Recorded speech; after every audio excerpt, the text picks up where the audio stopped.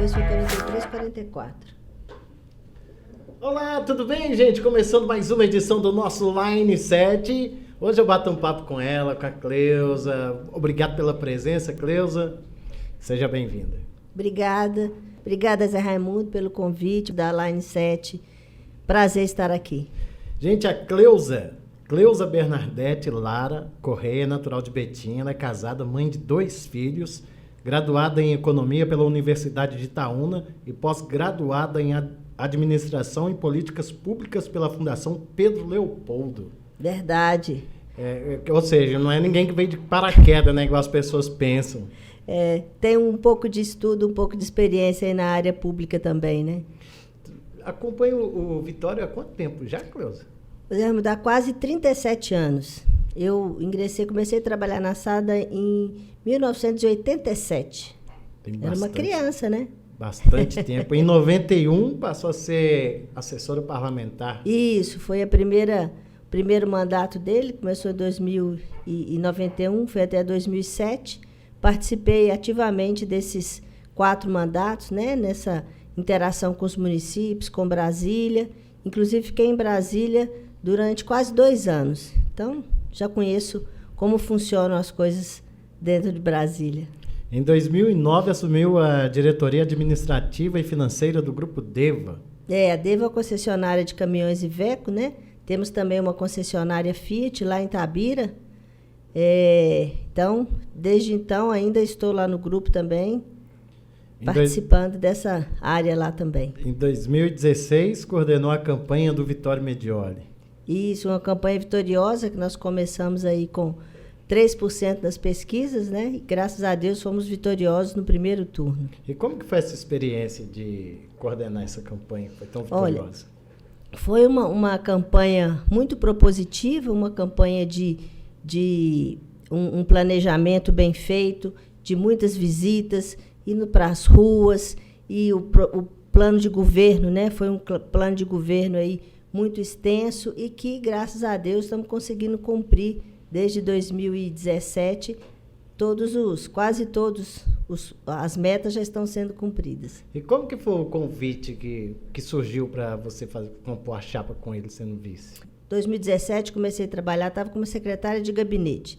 Então, eu atendia todas as secretarias, estava sempre direto com o Vitório, né, nas decisões, nos planejamentos, e eu fazia a interlocução com a Câmara, com os vereadores, eu fiz durante aí 3 anos e meio. E essa relação, né, comunidade, lideranças, vereadores, fez com que esse convite viesse, né, essa sugestão viesse dessas lideranças, dessas pessoas, pelo trabalho que eu exerci desde então. Então, foi feita essa sugestão, esse convite, e o prefeito também, né, concordou, e assim que surgiu o meu convite para ser vice. Em 2020, 76% dos votos, né? Isso é uma aprovação, assim, a gente fica muito feliz porque foi um trabalho aí realizado, né, com muito planejamento, com muita responsabilidade, com muita transparência. Quando nós chegamos em 2017, Betim tinha enormes problemas, um deles era uma dívida aí de quase 2 bilhões de reais, né?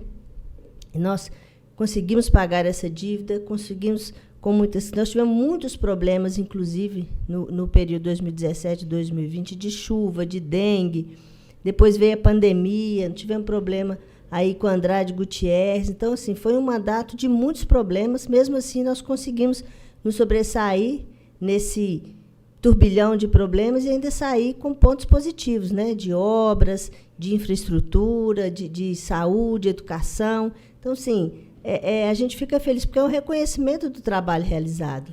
No início foi bem difícil, né? Eu lembro que tiveram que colocar caminhões da SADA para fazer recolhimento de lixo, não teve algumas coisas assim? Sim, no início foi muito difícil, porque Betim, além de não ter uma arrecadação, né, suficiente, a gente precisou pagar renegociar um monte de dívida que tinha. O prefeito, com o seu patrimônio, né, conseguiu ajudar algumas áreas da prefeitura. Mas, assim, foi muito planejamento. A gente teve que fazer corte, né? Nós fizemos corte, inclusive, nos cargos da prefeitura, nos cargos comissionados. Foram cortados quase 600 cargos. Então, assim, foi um momento assim, de muito corte e de muita responsabilidade, de o que dá, o que não dá, a gente não faça.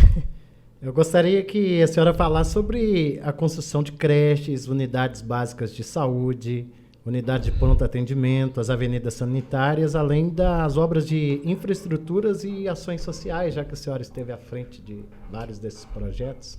Bom, a gente fica muito feliz de, mesmo com todos esses problemas, né, além de todas essas crises que nós tivemos, a maior delas foi a pandemia, o município conseguir realizar a construção de 28 UBSs, 22 creches.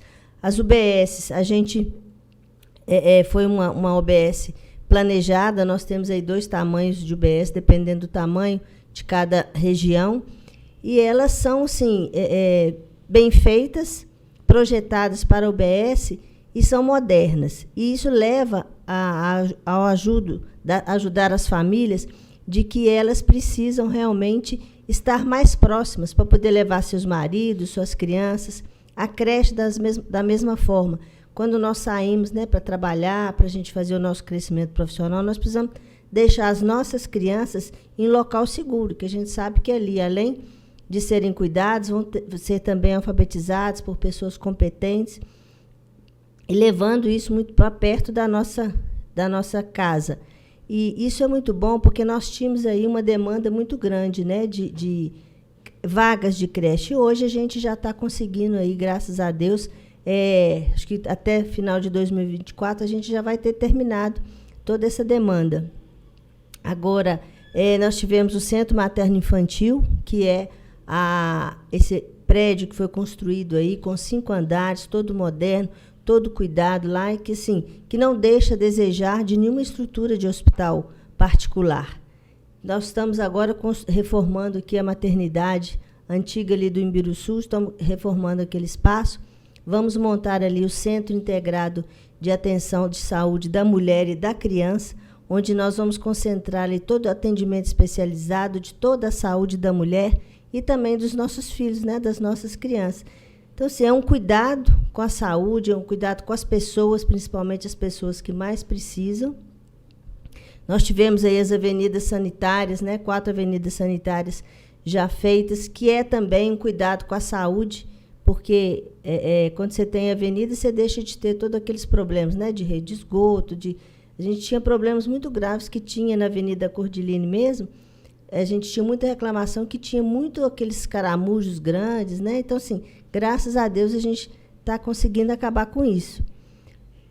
Nós temos também a assistência social. Eu tive lá de 2021 a 2022, fiquei lá 1 ano, onde naquele momento, a gente estava começando a voltar aos trabalhos, que foram realizados muito de forma virtual, né? A gente levava até a casa das nossas usuárias, das crianças, porque muitas senhoras, inclusive, que viviam, que tinham eram usuárias dos CRAS, elas estavam, inclusive, algumas com depressão. Então, a gente começou a fazer esse trabalho, né, quando fez um pouco o trabalho virtual, e a gente foi voltando aos poucos, com todo o cuidado, né, de sanitário, para que essas senhoras pudessem voltar e participarem desse convívio novamente. Então, hoje, o que a gente está fazendo nesse tal? A gente já voltou, né, com concurso público, conseguimos chamar do concurso público as vagas que nós tínhamos para a assistência social, de psicólogo,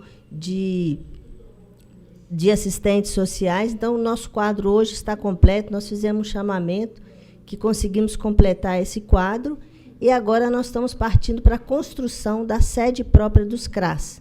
Nós já estamos construindo 3 sedes dos CRAS, já temos uma verba que está prometida do governo federal para a construção de um CREAS. Hoje, o que nós temos são locados, são 2. Então, também construindo a assistência social. A gente tem reformas também no esporte, reformamos o outro, reformamos o poliesportivo lá e aqui o centro aqui do Ricardo Medioli também, que foi reformado para que a gente possa voltar com esse esporte para todos os jovens, que nós temos programas muito bons, que atendemos aí vários alunos. É que se deve esse olhar especial que a gestão do Vitório Medioli, juntamente com a senhora, tem na periferia? A gente acompanha por toda a cidade várias obras, vários trabalhos sociais. O que se deve esse tratamento especial à periferia? Esse trabalho se deve porque nós pensamos primeiro nas pessoas que mais precisam, nas pessoas que às vezes estão ali em situações vulneráveis, né, principalmente, e aqui na periferia é onde geralmente os prefeitos esquecem. Então, nós começamos todas as obras pela periferia. Aqui no Teresópolis, no Citrolândia, recebeu várias obras. Assim, todas as regionais nós temos muitas obras, mas a gente pensa primeiro no bem-estar e no cuidado com as pessoas que mais precisam, são as pessoas que estão na periferia. Você que está acompanhando esse bate-papo, é muito importante você curtir, comentar, compartilhar, tá certo? E a Cleusa está com a gente aqui, juntamente com sua assessoria. Muito obrigado mais uma vez a você. Obrigada a você. Esse tempo, acompanhei nas redes sociais o lançamento da sua campanha. Parabenizar, né, toda essa movimentação, movimentou bastante a nossa querida Betim. Como que foi para você fazer esse lançamento? Conseguiu reunir várias lideranças? Olha, eu fiquei muito feliz com o lançamento da minha campanha. A gente planejou com muito carinho. Nós buscamos as pessoas, assim, as lideranças, as pessoas que foram lá, assim, porque conhecem o meu trabalho, porque sabem a importância que é a gente reconhecer uma liderança em Betim que possa representar a todas as pessoas na Câmara Federal, uma pessoa que é de Betim, uma pessoa que vai lutar. O que nós estamos fazendo aqui em Betim é levar para Brasília a mesma forma, um comprometimento, um trabalho bem feito, um trabalho de responsabilidade, com muita transparência e com muita honestidade. Essa é uma forma que a gente tem de trabalhar e que a gente já conseguiu mostrar que é possível. Como que foi reunir o Tiago Santana, que é do PCdoB, e o Carlos Viana, que é do PL? Como é receber o apoio de pessoas assim que são tão diferentes do campo político? Na verdade, a gente acredita, né, que a união é que fez esse governo de sucesso. Porque quando Vitório foi eleito em 2016, a gente já tinha essa união com o PCdoB por acreditar no projeto, por acreditar que nós podemos fazer quando nós fazemos essa união. Então, PCdoB, o Tiago ele é um candidato a deputado estadual, a gente acredita na força dele, ele foi líder de governo na Câmara por 5 anos e é uma pessoa que conseguiu mostrar que com essa união nós conseguimos trabalhar. Ele nos ajudou muito no nosso governo. Carlos Viana também é um candidato a governador, foi senador aqui em Betim, foi o mais votado. Ele nos ajudou aqui em Betim, prefeito, nós apoiamos ele em 2018. Então, assim, eu acredito que isso é democracia, união e diálogo. Não só Betim, mas as cidades em torno, assim, tem muitos problemas assim de nível social. Qual a importância, você sendo eleita, a visão feminina no parlamento, o diferencial? Assim? Olha, primeiro eu acho que nós mulheres, a gente sofre um pouco mais, porque tudo para a gente é mais difícil.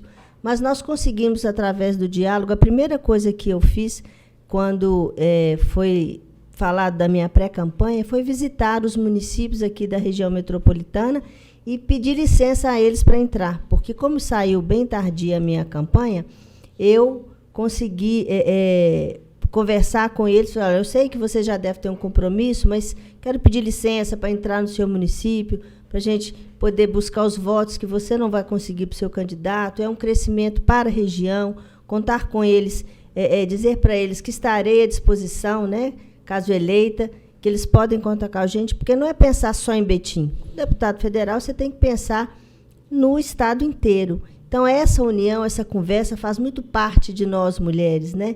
De fazer a coisa muito com jeitinho, com jogo de cintura, porque a gente tem uma visão de mãe, né? Uma visão de mulher que gosta das coisas mais tranquilas. Ver detalhes onde a gente, né? Muitas vezes para a gente passa despercebido, né? Verdade. A gente tem um olhar muito mais delicado, né? A gente às vezes enxerga algumas coisas que estão ali nas entrelinhas, que para o homem é um pouco mais difícil.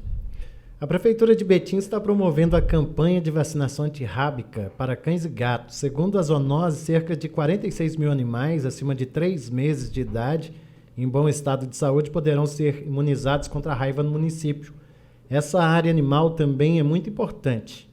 Eu gostaria que a senhora comentasse sobre trabalho junto aos animais. Olha, nós temos um trabalho muito bom aqui, né, que hoje é a SEPA, que é a Superintendência de Proteção Animal, que ela fica hoje lá no antigo Parque de Exposições, mas nós estamos construindo uma sede nova para a SEPA, onde nós vamos poder abrigar e cuidar de muito mais animais. Hoje, por exemplo, nós temos lá na SEPA mais de 300 cães e gatos, animais que estão lá, que a gente às vezes faz alguma campanha de adoção. Nós estamos terminando de conseguir o nosso castramóvel, que foi uma doação, foi um dinheiro do governo federal.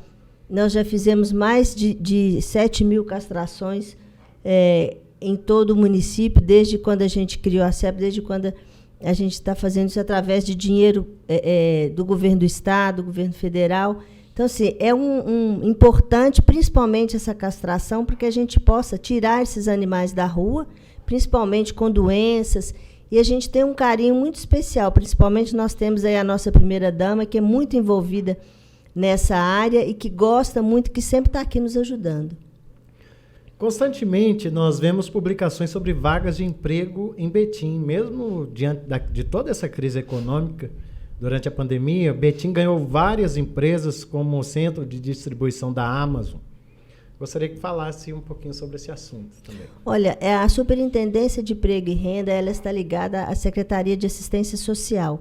Então, eu estive à frente lá por mais ou menos por um ano, né, e pude acompanhar de perto todo esse trabalho que é feito lá na Superintendência. Nós temos lá espaço para treinamento das empresas. As empresas nos dirigem a vaga, a gente faz a primeira inscrição, uma primeira triagem, mandamos para as empresas. Agora, esse crescimento, nós tivemos aí mais ou menos umas 8.500 vagas nesses últimos anos. Então, todas as pessoas que passaram por lá, na sua maioria, né, conseguiram essas vagas.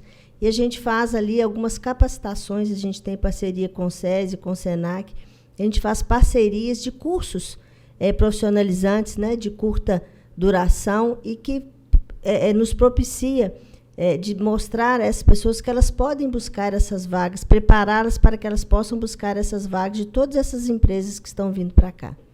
Como que a senhora vê o transporte público na região? Transporte público é um problema grande que nós temos aqui em Betim. Eu acredito que não é só Betim, né? Assim, na região, no estado, a gente tem muito problema. É uma responsabilidade, a gente sabe que uma parte do município, hoje nós estamos fazendo o nosso papel. Nós estamos, nesse momento, com uma licitação dos transportes de baixa capacidade, que são os permissionários.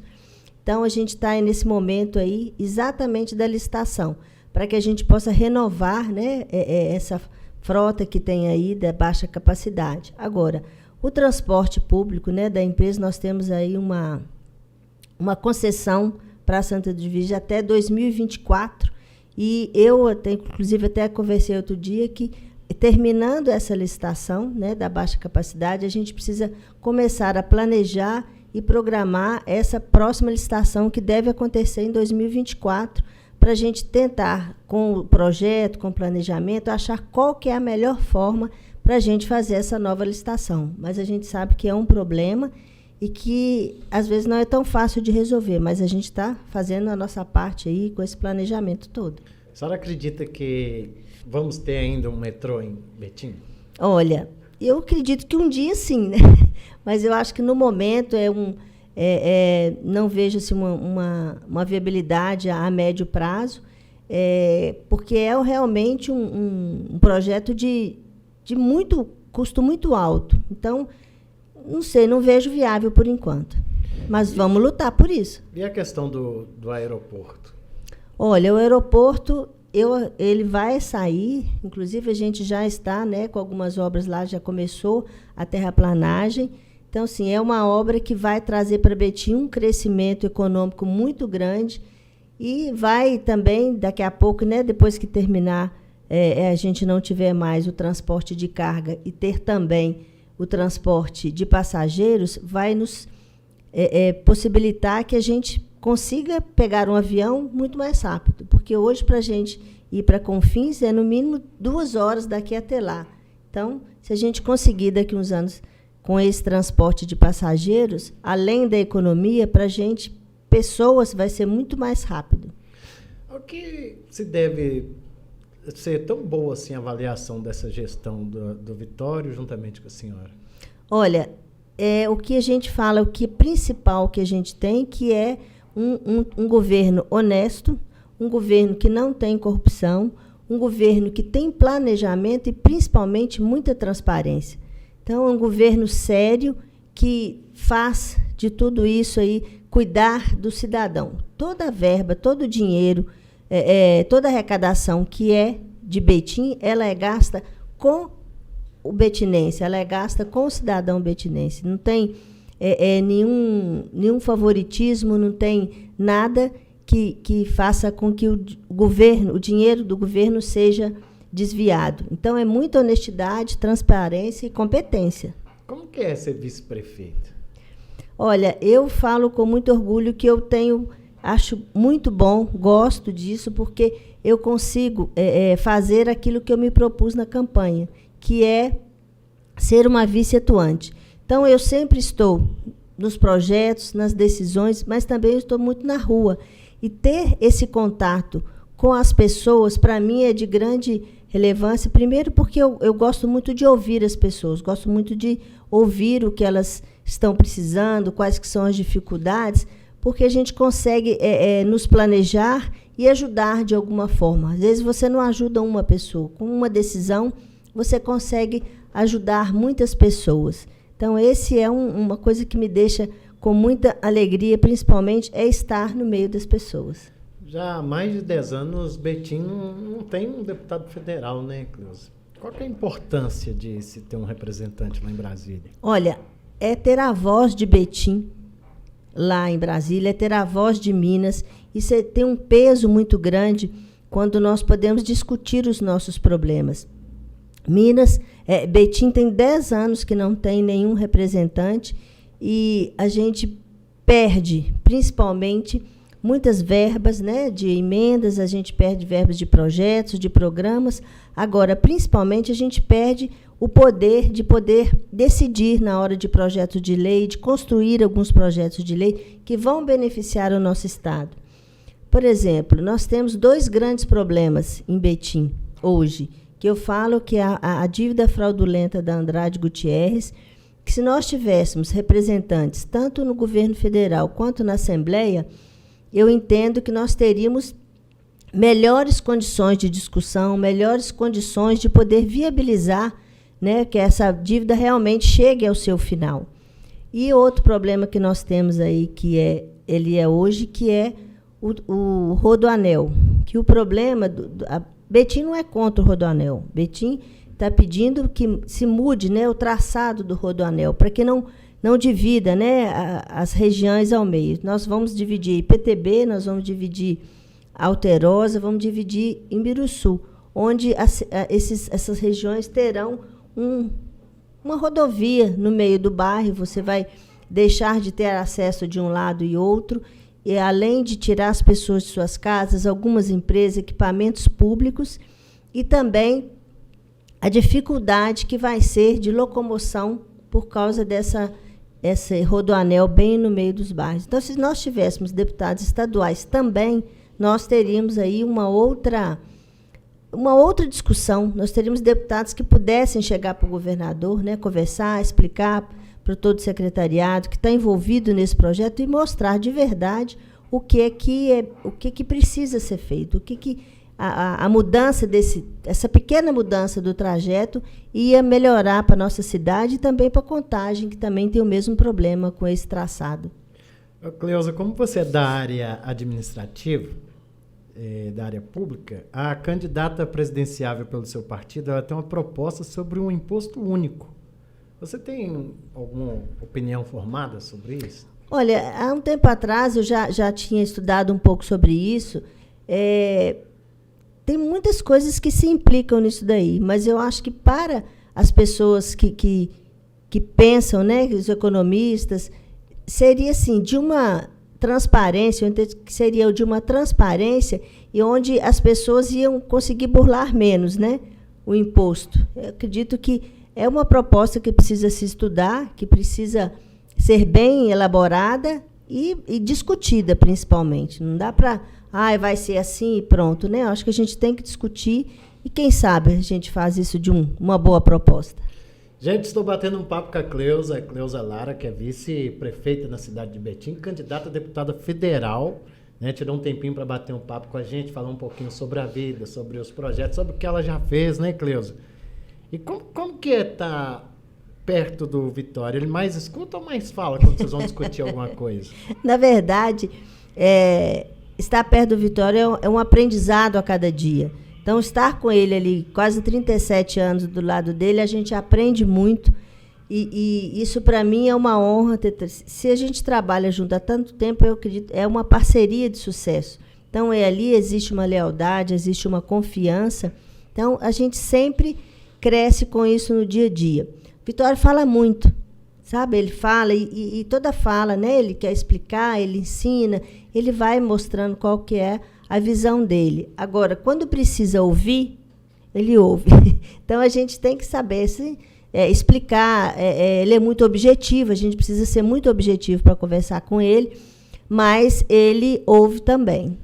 Gente, quem está acompanhando aí em casa, tiver alguma pergunta para fazer para a Cleusa, pode deixar nos comentários, depois a gente encaminha para ela, tá? E a equipe dela te responde com o maior carinho, assim como foi quando nós fizemos o convite para ela vir aqui, ok? Pode ficar à vontade aí nos comentários. Vamos falar um pouquinho de polêmica. Como que a senhora vê as mineradoras no nosso estado? Olha, esse é um segmento, sim, que a gente não vai conseguir ficar sem ele, né? É um segmento importante, é o maior segmento de commodities que nós temos, mas é um segmento que precisa ser acompanhado e ser fiscalizado de perto. Infelizmente, os últimos acidentes que nós tivemos foram gravíssimos até hoje, né? Não foram as famílias, né? As pessoas que perderam seus entes queridos ainda não resolveram que eles tinham que receber, as indenizações, as suas casas de volta. Então, sim, é uma polêmica, como você mesmo disse, é um assunto delicado que nós precisamos conviver com as mineradoras, mas elas também precisam fazer o papel delas com o meio ambiente, com cuidado com os municípios aos quais eles estão próximos, né? Eles precisam cuidar desse município. Voltando só ao assunto do Rodoanel, por exemplo, nesse traçado do Rodoanel, Brumadinho, né? Que foi a cidade, né? Que teve esse acidente, esse desastre, não foi contemplada com o anel rodoviário. Complicado. E como que está a questão da Andrade Gutierrez? Olha, a gente está brigando aí, a gente está lá no STJ, né? No STF, e estamos brigando, tentando ir com aquela ação popular que foi feita aqui em Betim. Nós vamos brigar até o último instante. A gente tem aí a ação também de que a gente encontrou, né, documentos falsos, assinaturas falsas nesse processo. Então, a gente vai brigar até o último instante, até quando a gente tiver fôlego, para que Betim não pague, porque realmente vai ser uma perda irreparável e uma injustiça. Sim, de acordo com pesquisa da Secretaria de Estado de Segurança Pública, houve redução no número de crimes violentos e homicídios em Betim. Queria que a senhora comentasse sobre esse assunto também. A gente tem, né, a Guarda Municipal, a gente tem a Secretaria Adjunta de Segurança Pública, em que a gente faz parceria, né, com todas as áreas de segurança. Nós temos a Guarda Municipal, Polícia Civil, Polícia Militar. Então, a gente trabalha em conjunto. Nós temos aí monitoramento de câmeras, nós conseguimos armar as nossas guardas municipais, o que nos ajuda nessa ronda que eles fazem aí nos nossos equipamentos públicos, inclusive nas ruas mesmo, né, andando no nosso centro comercial.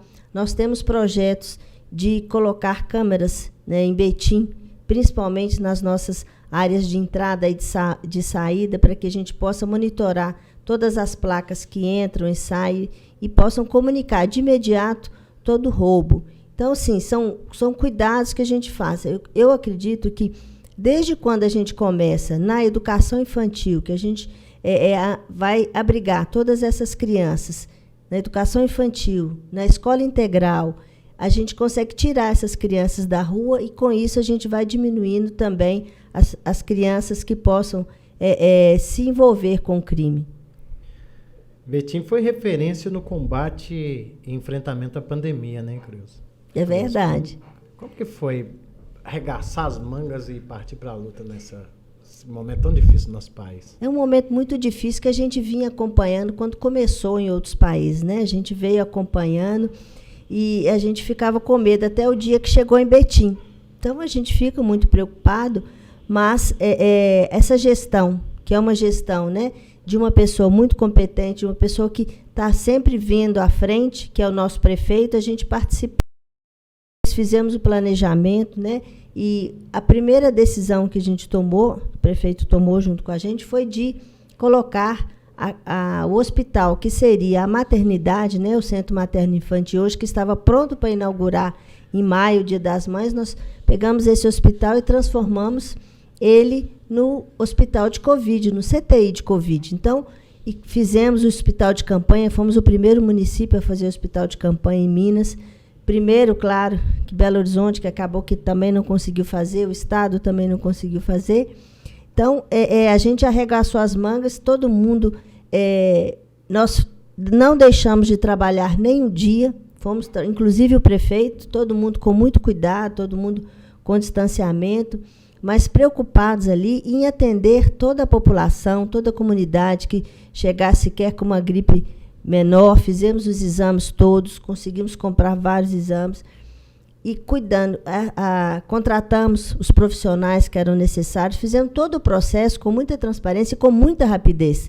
Então, essa rapidez que a gestão tem de resolver, de solucionar problemas, isso faz também uma parte do nosso sucesso, porque o problema está aqui, então vamos resolver rápido, vamos baixar a solução, todo mundo engajado nessa união que eu também te falei. Essa união é que faz a gente trabalhar com rapidez e com segurança.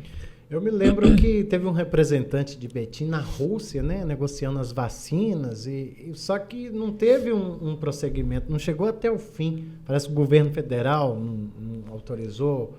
A gente pensava, né, em comprar essas vacinas para a gente poder vacinar a nossa população mais cedo, mas a gente teve, né, esse veto, né, do governo federal, da Anvisa.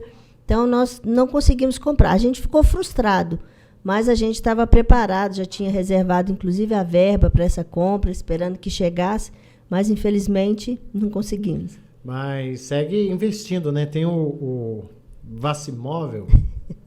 Esse também foi, assim, uma ideia, né, muito boa que surgiu. A gente tinha a van, nós conseguimos fazer esse Vacimóvel. E, olha, eu vou te falar que é um sucesso, porque a gente consegue levar esse Vacimóvel a todos os lugares, em qualquer dia da semana, sábado, domingo, nos eventos.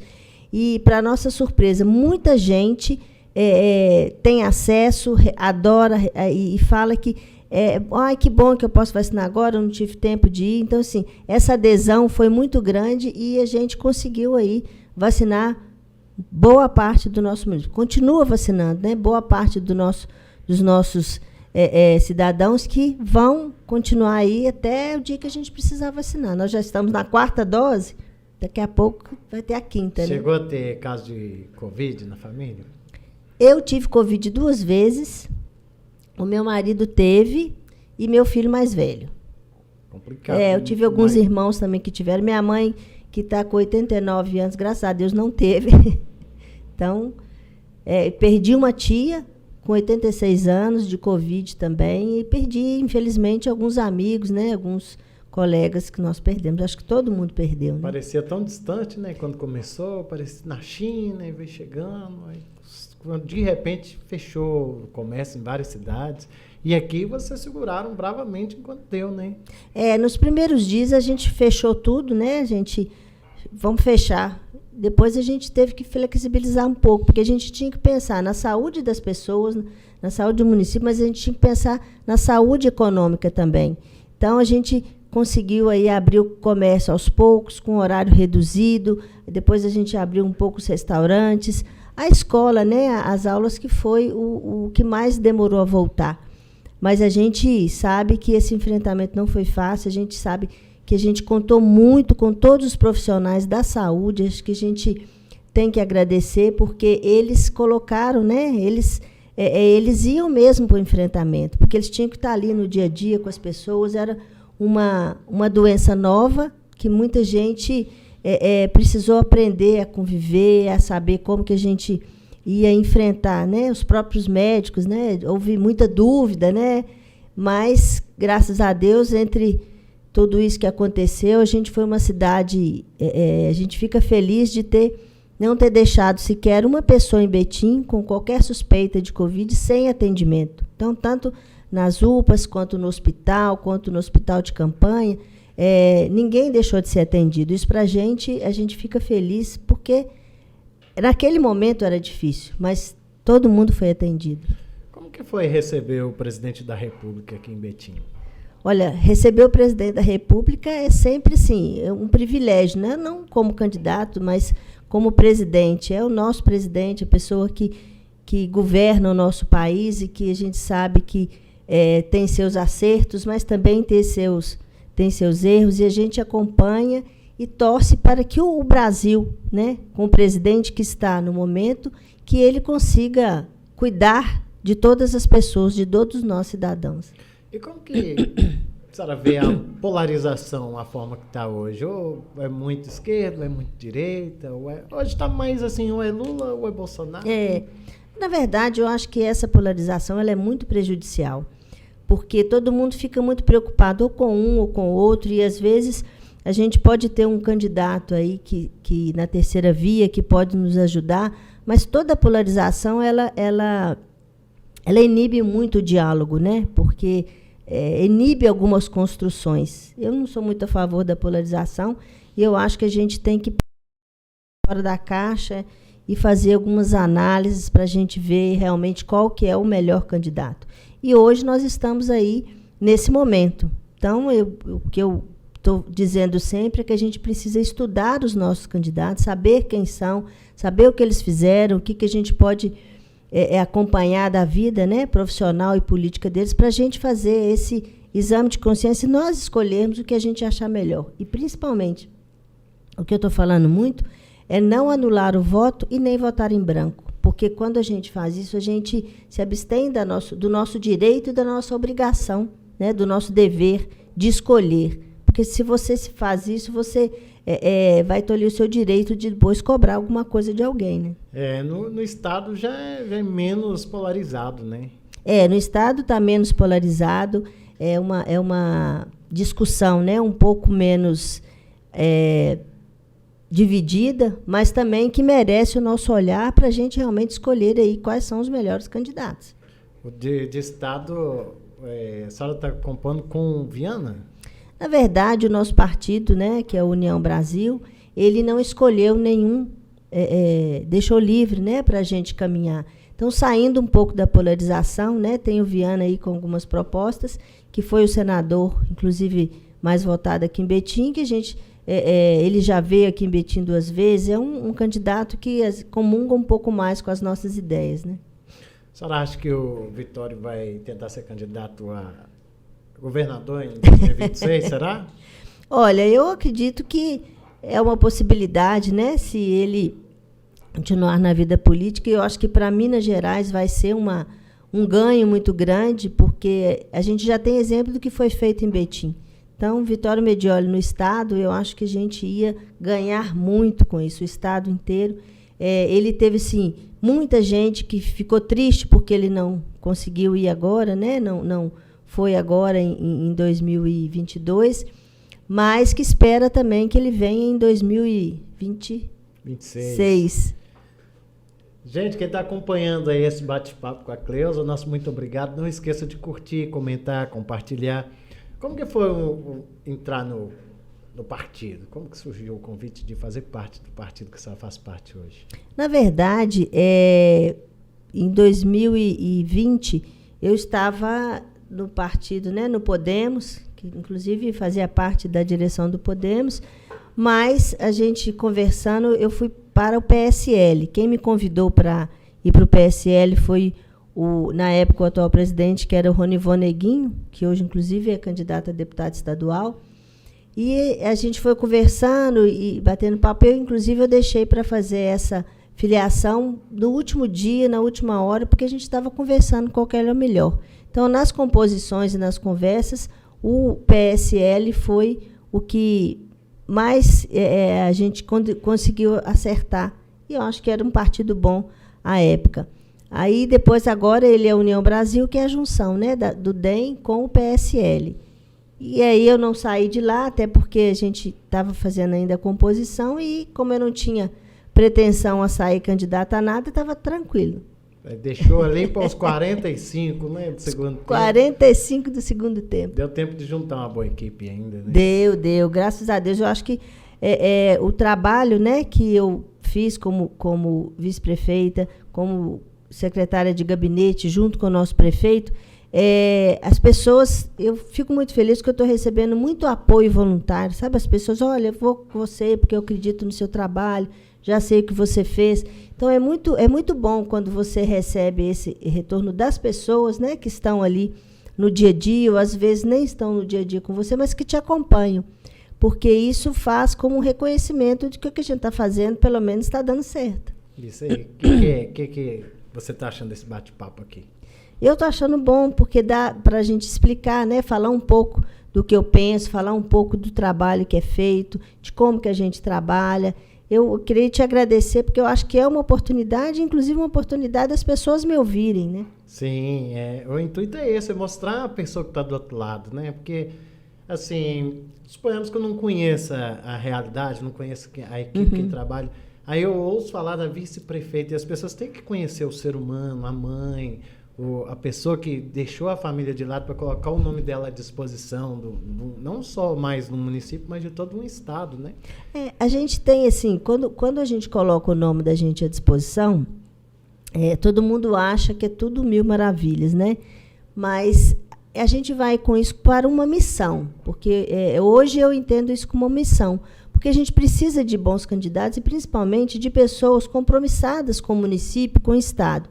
A primeira coisa que a gente deixa de lado é a nossa família. Então, meu marido com meus 2 filhos sempre ficam... Meu marido reclama muito, que é sempre segundo plano, né? Porque a gente sai de manhã, para você ter uma ideia, hoje, 6h30 da manhã, eu estava aqui no Teresópolis e cheguei em casa ontem, quase meia-noite, mas é um trabalho, assim, que realmente é uma missão. É porque a gente sabe que precisa de pessoas compromissadas, e o que eu tenho comigo é um compromisso de trabalho, um compromisso de buscar o que é melhor para Betim, para Minas, e ajudar o Brasil como um todo.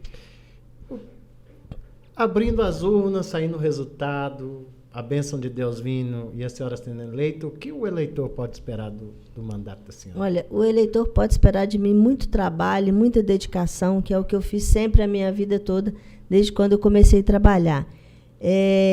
Eu tenho alguns projetos que a gente precisa olhar. Uma das coisas que eu tenho falado muito é o seguinte, que eu vou, na minha equipe, terei umas pessoas que possam cuidar, né, de buscar verbas, de buscar programas e projetos em Brasília, que tem muitos, trazer para os municípios, trazer para essas entidades, porque, às vezes, a gente consegue a verba, traz o programa, traz o projeto, e as entidades ou os municípios não têm condições de entregar o projeto em tempo hábil, de fazer um projeto que seja aceito pelos programas.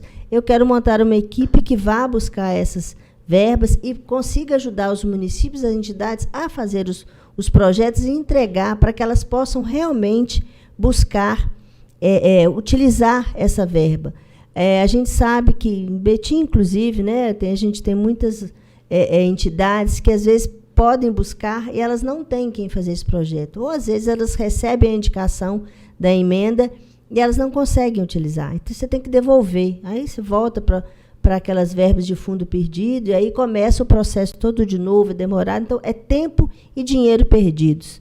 Então, eu acredito que eu vou conseguir fazer isso com muita que vai ser muito exitoso para os municípios e para as entidades. A senhora já tinha participado de algum podcast já? Assim, com esse tempo todo, não. Mas pedir entrevista pequena. Né? O tempo passa rápido, a gente nem rapidinho. vê. Gostei muito desse bate-papo. Tem algum tema que a gente deveria ter abordado, passou batido, alguma coisa? Tem uma coisa que eu acho que é importante que a gente poderia falar. Quando a gente fala, né? A gente fala de tema de mulheres, né? Eu citei rapidamente aqui que para a mulher tudo é mais difícil. Mas a gente precisa fazer programas, tentar achar leis que possam ajudar, principalmente, as mulheres nos momentos mais vulneráveis que elas tiverem, principalmente na violência doméstica, que, infelizmente, a gente está vendo muito isso na televisão. A gente tem a Lei Maria da Penha, a gente tem a Delegacia de Mulheres, nós temos o CREAM, nós temos projetos aí de várias entidades que cuidam dessa parte. Mas, mesmo assim, eu acho que a gente ainda tem um número grande dessa violência. Então, tentar, eu vou buscar, achar alguma coisa que a gente possa melhorar e tentar diminuir esse número que assusta, né, quando a gente está assistindo televisão. Nós somos mulheres, eu falo que nós, como fisicamente, na maioria das vezes, nós somos mais frágeis. Os homens são mais fortes fisicamente. Então, a gente precisa nos precaver e buscar meios que a gente possa se proteger, inclusive, disso. Já teve algum obstáculo que apareceu para a senhora só pelo fato de a senhora ser mulher, nesse ramo político? Vários. A gente tem isso no dia a dia. Eu, como chefe de gabinete, como secretária de gabinete que fui, às vezes eu falo que nós, mulheres, temos que trabalhar muito mais do que os homens para a gente provar que a gente é capaz. A gente faz isso no dia a dia. Nós fazemos. A minha campanha política para deputada federal também eu encontro obstáculo, eu encontro empecilho a todo momento, que se a gente for parar para preocupar com isso, a gente não anda. Então, a gente vai tirando isso de letra e vai transpondo esses obstáculos e, com certeza, a gente está muito confiante. Tem que ter um jogo de cintura, né, Cleusa? Muito jogo de cintura, muita determinação, muita vontade e muito apoio, principalmente da nossa família e das pessoas que estão do nosso lado. Gostei muito de bater esse papo.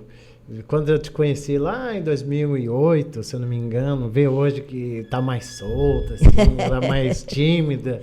Desejo toda a sorte do mundo para você, para toda a sua equipe, para a família. As portas estão abertas, sempre que for necessário, pode vir aqui, tá? Ô, Zé Armando, muito obrigada, quero agradecer. Gostei muito desse bate-papo. A gente falou, né, que era mais ou menos um tempo grande, mas realmente passou muito rápido, foi muito legal.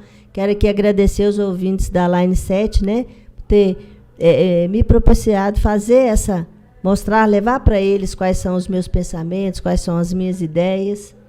E quero pedir a oportunidade aqui de pedir pedir o seu voto, que vocês tenham aí a oportunidade de entrar nas minhas redes sociais, conhecer o meu trabalho.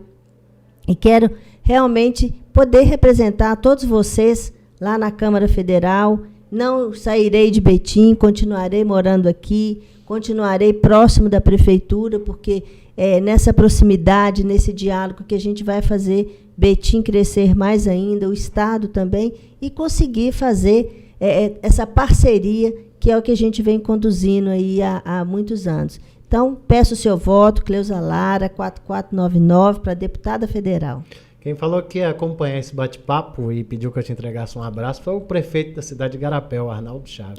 Obrigada, Arnaldo. Um abraço para você, obrigada pelo apoio que você tem me dado aí. É muito importante para mim e, com certeza, pode contar comigo sempre.